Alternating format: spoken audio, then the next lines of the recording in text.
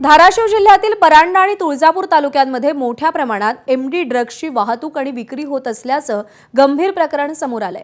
Narcotics control bureau मार्फत धाराशिव जिल्ह्यातील drugs syndicate पूर्णतः नष्ट करा, अमित शहांकडे खासदार ओमराजे निंबाळकर यांनी या संदर्भात मागणी केली आहे। तुळजापूर ड्रग्स प्रकरणाच्या तपासात पोलिसांचा निष्काळजीपणा असल्याचा ओमराजे यांनी आरोप केलाय।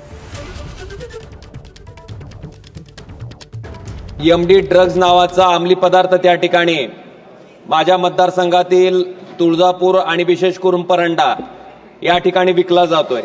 तरुण पिढीला या व्यसनापासून वाचवण्यासाठी हे जे ड्रग्स रॅकेट आहे ते उद्ध्वस्त करण्याच्या दृष्टीने त्या ठिकाणी केंद्रीय नार्कोटिक्स ब्युरो याच्या मार्फत याचा तपास त्या ठिकाणी झाला पाहिजे। ही जी पाळंमुळं त्या ठिकाणी खणून काढली पाहिजेत आणि तरुण पिढीला या ड्रग्सच्या व्यसनापासून वाचवण्यासाठी माझी विनंती आपल्या माध्यमातून गृहमंत्री महोदयांना की याचा तपास केंद्रीय नार्कोटिक्स ब्युरोच्या माध्यमातून व्हावा आणि ह्याच्यामध्ये जे कोणी सामील असतील त्यांना त्या ठिकाणी जेलच्या मध्ये घालायचं काम व्हावं।